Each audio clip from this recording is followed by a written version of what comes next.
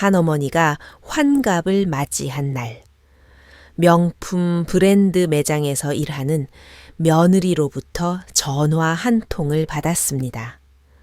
며느리는 깜짝 놀랄 선물을 준비했다며 꼭 매장으로 오라고 신신당부를 했지요. 그림 같은 풍경이죠. 하지만 이 어머니가 감동하며 가방을 고르려던 찰나 옆에 있던 다른 직원이 무심코 던진 한마디가 귀에 꽂혔습니다. 그 말 한마디에 어머니의 미소는 순식간에 굳어버렸습니다. 어머니는 가방을 내려놓고 뒤도 돌아보지 않은 채 매장을 나왔습니다. 대체 무엇을 들었기에 따뜻했던 생일 선물이 어색한 결별의 서막이 된 걸까요? 더 충격적인 것은 매장에서 본 모습은 이 가족을 덮칠 거대한 폭풍의 시작일 뿐이었다는 점입니다. 집으로 돌아온 어머니를 기다리고 있었던 더 아찔한 비밀, 지금부터 그 이야기를 시작합니다. 일런님, 어딘디티. 치유 환갑 날의 초대, 그리고 낯선 며느리의 얼굴, 서울의 겨울치고는 드물게 화창한 날이었습니다. 창밖 공원에서는 이웃들이 천천히 태극권을 수련하고 있었고 제 책상 달력에는 빨간 동그라미와 함께 환갑이라는 글자가 크게 적혀 있었죠. 어느덧 내 인생도 이렇게 흘러왔구나 싶어 만감이 교차했습니다. 전날 밤 아들 민수는 며느리 지원이와 함께 제가 제일 좋아하는 딸기 케이크를 사 들고 오겠다고 전화를 했습니다. 나이 먹고 무슨 생일 파티냐.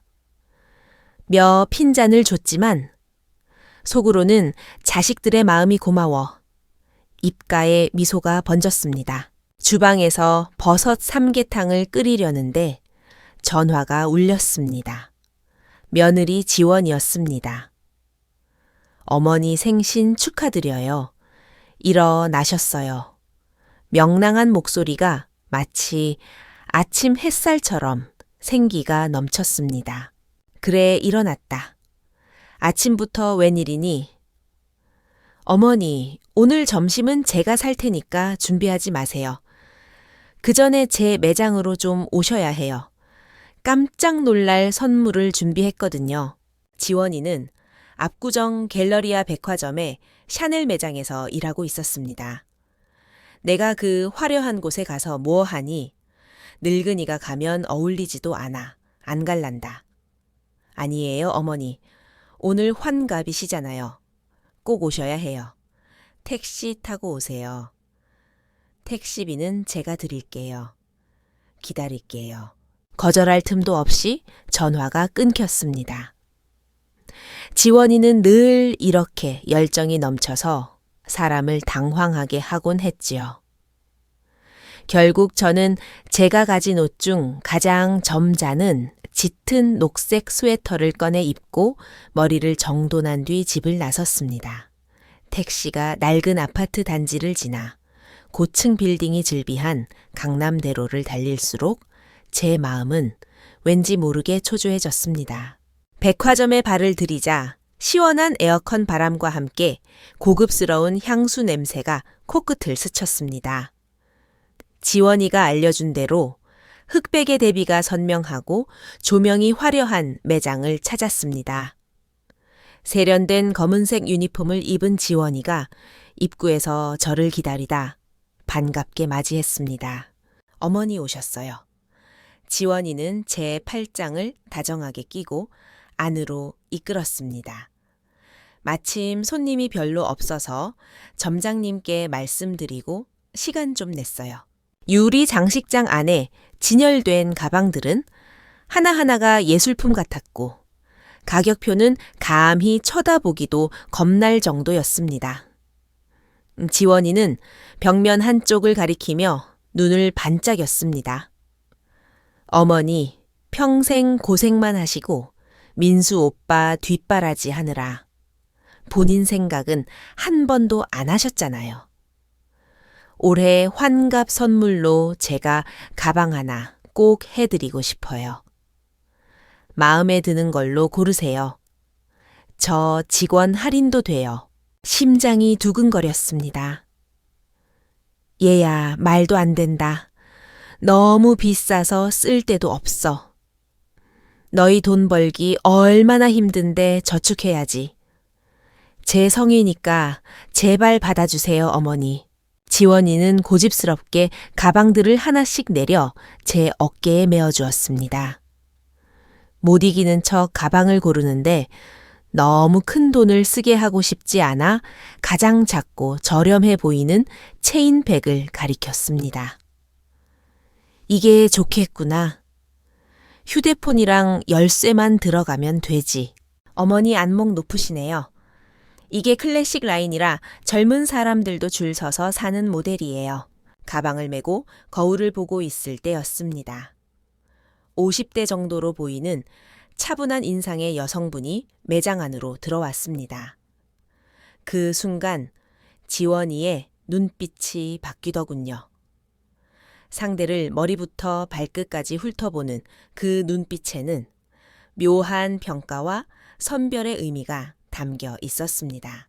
그 여성분이 매장을 한 바퀴 돌더니 제가 들고 있던 가방에 시선을 멈춰 걷습니다. 저기 직원분, 이 가방 좀 볼 수 있을까요? 제가 가방을 건네주려는데 지원이가 한 발 앞서 나서며 완벽한 비즈니스 미소를 지었습니다. 하지만 목소리는 단호했죠. 죄송합니다, 손님. 이 모델은 저희 대표 상품이라 현재 전국적으로 품절 상태입니다. 이건 예약된 상품이라 보여드리기 어렵네요. 여성분은 당황한 듯 했지만 예의 바르게 옆에 다른 가방을 가리켰습니다. 그럼 저건요.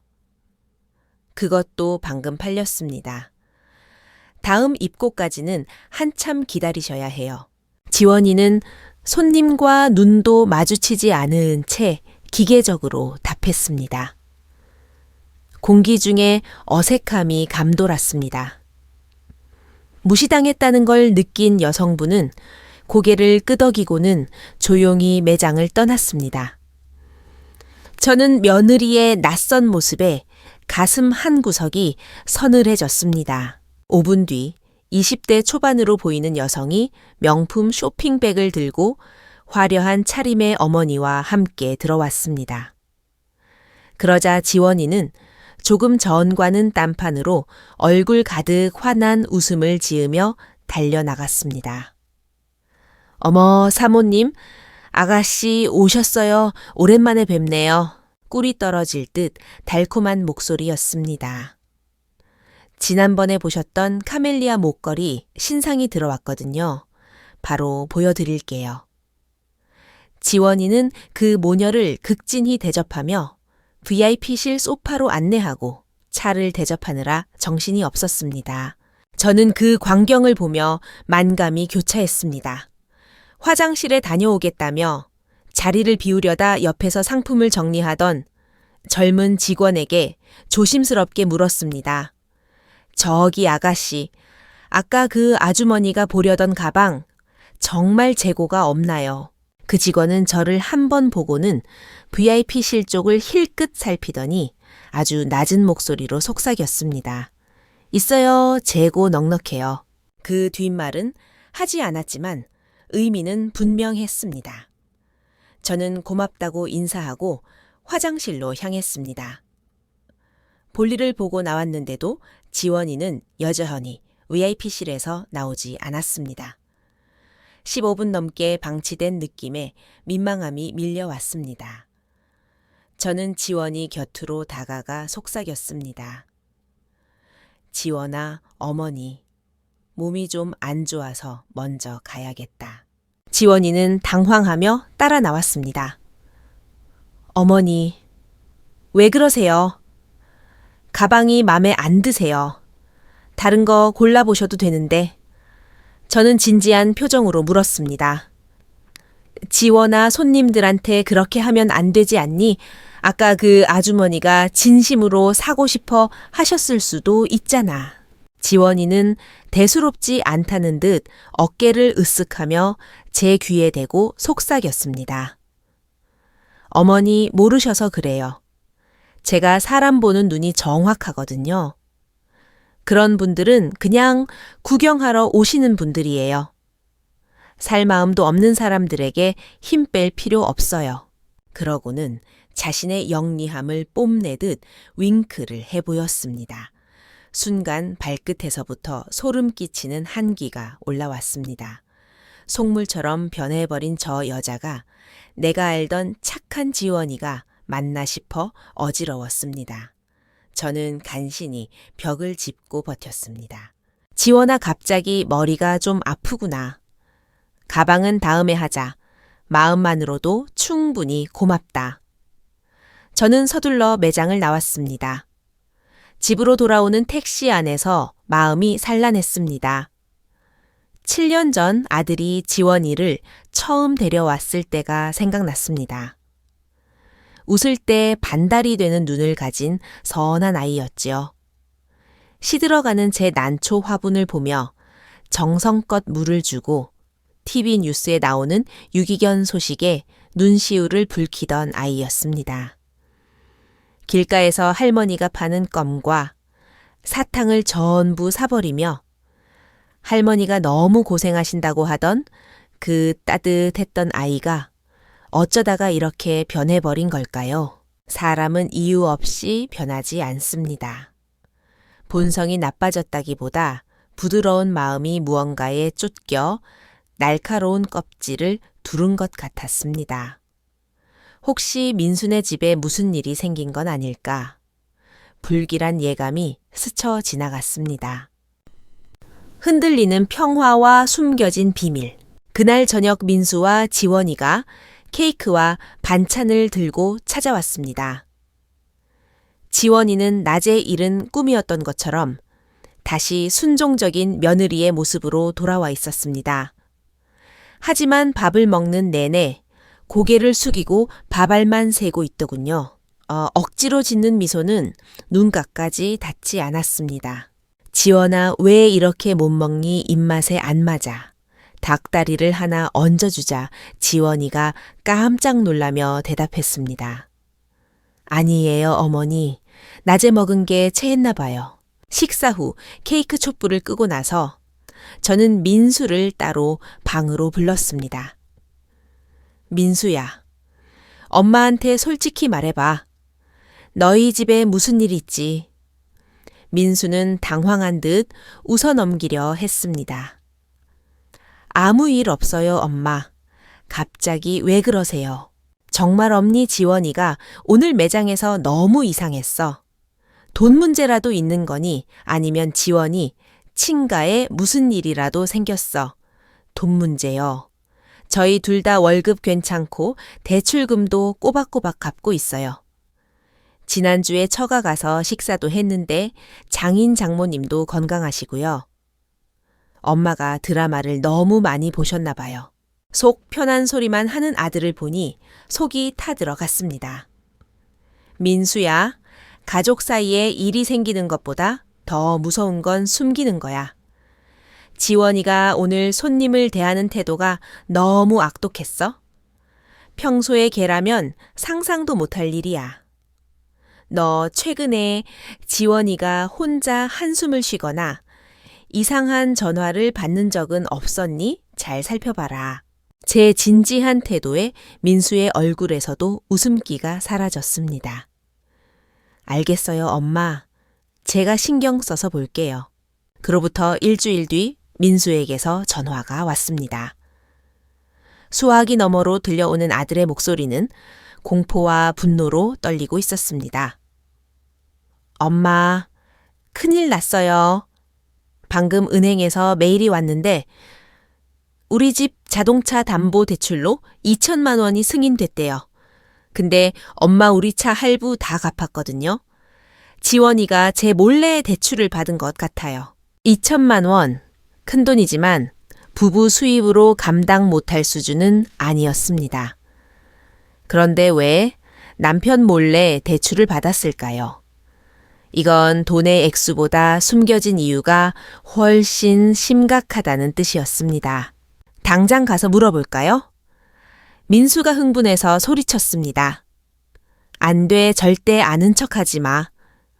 저는 단호하게 말했습니다. 지금 가서 추궁하면 지원이는 겁먹고 더 숨어버릴 거야. 이번 주말에 내가 좋아하는 맛집 요리 포장해서 우리 집으로 다 같이 와라. 나머지는 내가 알아서 하마.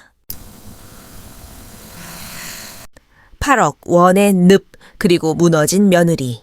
주말 저녁 세 사람이 마주 앉았습니다. 민수는 며칠간 아는 척하지 않느라 눈 밑에 다크서클이 팼고, 지원이는 평소처럼 단정하게 차려입었지만 긴장한 기색이 역력했습니다. 식사를 마치고 제가 조용히 찻잔을 내려놓으며 입을 뗐습니다. 지원아, 요즘 일이 많이 힘들지 얼굴이 반쪽이 됐구나. 연말이라 백화점이 좀 바빠서요, 어머니. 돈 버는 것도 좋지만 몸이 우선이다. 그런데 지원아, 지난번 매장에서 네 모습을 보고 엄마 마음이 참 아팠어. 내가 알던 지원이는 유기견만 봐도 울던 아이인데 대체 무엇이 너를 그렇게 독하게 만들었니? 지원이의 눈동자가 흔들리기 시작했습니다. 저는 민수에게 미리 뽑아두라고 했던 대출 승인 통보 서류를 테이블 위에 가만히 올려놓았습니다. 지원아, 엄마는 너를 탓하려고 부른 게 아니다. 이 대출 네 혼자 짊어지려고 했던 그 짐이 뭔지 말해주렴. 가족은 함께 나누는 거란다. 엄마가 네 피난처가 되어줄게. 그 순간 지원이의 모든 방어벽이 무너져 내렸습니다. 서류를 본 지원이는 얼굴을 감싸쥐고 오열하기 시작했습니다. 그 울음소리에는 그동안 혼자 겪었을 외로움과 공포, 그리고 들켜버렸다는 안도감이 뒤섞여 있었습니다. 민수도 지원이의 손을 잡으며 눈시울을 붉혔습니다. 지원이는 떨리는 목소리로 그동안 숨겨왔던 지옥 같은 비밀을 털어놓았습니다. 어머니, 제 남동생 지훈이가 마카오에서 도박에 손을 댔어요. 처음엔 몇 천만 원이라 부모님 퇴직금으로 갚아줬는데 정신 못 차리고 사채까지 썼나 봐요. 지금 이자가 불어서 3억 5천만 원이 넘었어요. 사채업자들이 친정집 대문에 빨간 페인트로 돈 갚아라라고 써놓고 매일 행패를 부린다고 했습니다. 장인어른은 충격으로 쓰러져 입원하셨고, 친정어머니는 매일 지원이에게 전화해 죽고 싶다며 울었다고 합니다. 지원이는 남편과 시댁에 폐를 끼칠까봐, 그리고 친정이 무시당할까봐 혼자서 차 대출까지 받아 급한 이자만 막고 있었던 것입니다. 벼랑 끝에서 찾은 세 가지 지혜, 모두가 충격에 휩싸인 그때 저는 정신을 바짝 차려야 했습니다. 지원아, 울지 마라. 지금은 울 때가 아니야. 자, 지금 당장 친정 부모님께 전화해라. 오늘부터 단돈 10,000원도 사채업자들에게 주지 말고 동생에게도 한 푼도 주지 말라고 해. 하지만 어머니, 그 사람들이 가만히 있지 않을 텐데. 내 말 들어. 도박 빚은 밑 빠진 독이야. 너희가 갚아주는 걸 보는 순간 사채업자들은 더 지독하게 달려든다. 갚을 능력이 있다는 걸 증명해주는 꼴이니까. 저는 단호하게 해결책을 제시했습니다. 첫째 변호사인 이웃집 아들을 찾아가 법적 대응을 시작하기로 했습니다. 협박과 폭력은 엄연한 불법이니까요. 둘째 지훈이 동생을 더 이상 숨겨주지 않기로 했습니다. 본인이 저지른 잘못은 본인이 책임져야 합니다. 다음 날 새벽 저희 셋은 지원이의 친정으로 향했습니다. 대문의 빨간 글씨는 처참했습니다. 겁에 질린 사돈 내외는 저를 보자마자 자식 교육 잘못 시켜 죄송하다며 고개를 숙였습니다. 방 안에 숨어 있던 지훈이를 끌어내 앉혔습니다. 30대 중반의 남자가 초췌한 몰골로 앉아 있더군요. 저는 냉정하게 말했습니다. 네가 저지른 일, 네가 책임져라. 오늘부터 내 누나와 부모님은 너에게 단 한 푼도 주지 않을 거다. 네가 남자라면 나가서 막노동을 하든 설거지를 하든 스스로 빚을 갚아라. 그럴 용기가 없으면 사채업자들에게 끌려가든 경찰서에 가든 내 운명이다. 지훈이는 적반하장으로 소리를 질렀습니다. 엄마, 나 죽는 꼴 보고 싶어 누나 시집 갔으면 남이지 왜 우리 일에 참견이야. 그때였습니다. 얌전하던 지원이가 일어나 동생의 뺨을 세게 후려쳤습니다. 정신 차려 이 인간아, 네가 사람이니. 지훈이가 엄마를 보며 징징거렸습니다. 하지만 평생 아들만 싸고 돌던 친정 어머니가 이번에는 달랐습니다. 어머니는 떨리는 목소리로 아들에게 말했습니다. 지훈아, 내 누나 말이 맞다. 내가 너를 너무 망쳐놨어. 내 퇴직금, 내 누나가 준 생활비 다 쏟아부었지만 이제 더는 없다. 살고 싶으면 나가서 일해라. 집에서 죽겠다는 소리도 하지 마. 더는 우리 가족 괴롭히지 마라. 러가 폭풍이 지나간 자리. 그날 이후 지훈이는 물류센터 야간 상하차 일을 시작했습니다. 사채업자들의 괴롭힘은 변호사의 개입으로 많이 수그러들었고 지훈이는 스스로 땀 흘려 번 돈으로 조금씩 빚을 갚기 시작했습니다. 몇 달이 지났습니다. 지원이는 다시 예전의 밝은 모습으로 돌아왔습니다. 여전히 명품 매장에서 일하지만 이제는 손님의 겉모습으로 사람을 차별하지 않습니다. 진심으로 손님을 대하며 자신의 내면을 지키는 것이 실적보다 중요하다는 것을 깨달았기 때문입니다. 어느 주말 아들 내외가 다시 저희 집을 찾았습니다. 주방에서 저를 돕던 지원이가 환하게 웃으며 말하더군요. 어머니 지훈이가 첫 월급 탔다고 부모님 내복 사드리고 남은 돈은 전부 빚 갚는 데 썼대요. 그 모습을 보며 저는 생각했습니다. 가족이라는 배가 거친 파도를 넘으려면 사랑만으로는 부족합니다. 지혜가 필요하죠. 제가 깨달은 3가지 지혜를 여러분께도 나누고 싶습니다. 첫째, 가족의 문을 항상 열어두어야 합니다. 힘들 때 혼자 짊어지려 하지 마세요. 숨기면 문제는 독가스처럼 쌓여 결국 터지고 맙니다. 둘째, 사랑에는 경계선이 있어야 합니다. 무조건적인 용서는 때로 독약이 됩니다. 자식이 스스로 걸을 수 있게 냉정해질 줄도 알아야 합니다. 셋째, 총구는 항상 밖을 향해야 합니다. 위기가 닥쳤을 때 가족끼리 서로 탓하고 싸우지 마세요.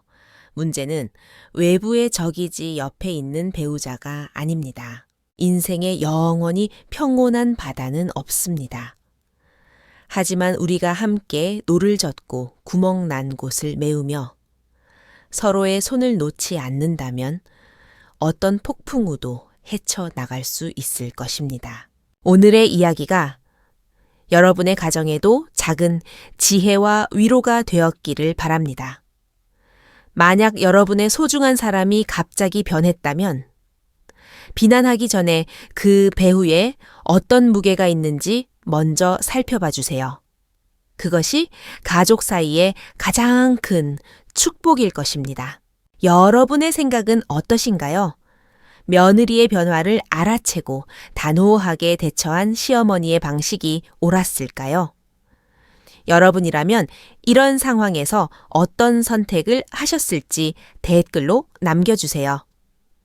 서로의 경험을 나누며 함께 성장하는 시간이 되길 바랍니다. 오늘 이야기가 도움이 되셨다면 구독과 좋아요 부탁드리고 소중한 분들에게도 이 이야기를 공유해 주세요. 여러분의 가정에 늘 평화가 깃들길 기원합니다. 감사합니다.